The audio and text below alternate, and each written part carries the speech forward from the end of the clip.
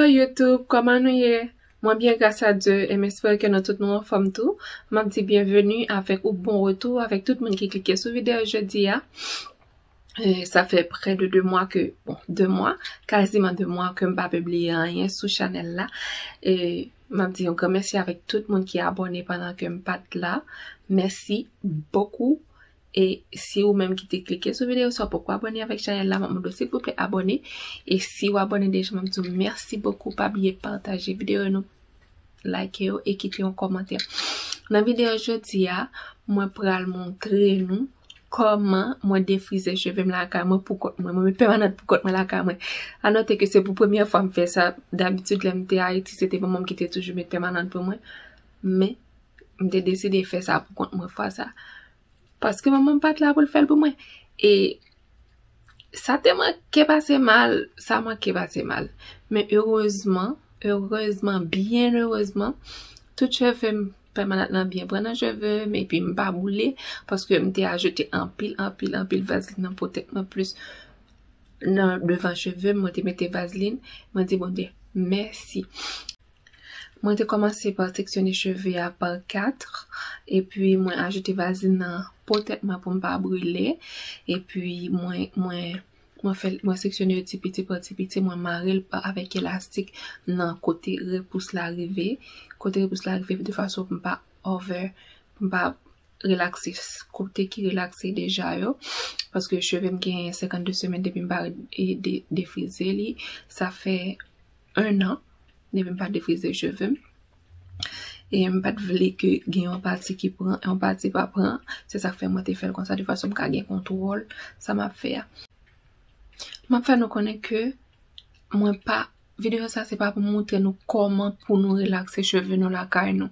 Mais c'est pour montrer nous comment moi t'ai et tenter expérience là et comment ça t'est passé pour moi et puis m'pas conseiller au monde à essayer de mettre permanente pour contrôler la caille ou par contre faire déjà.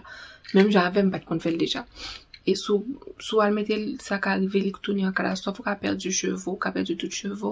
C'est ça que fait au monde pas supposé jouer avec permanente. Les sont produits chimiques qui vraiment fort ou supposé toujours prendre précaution avec.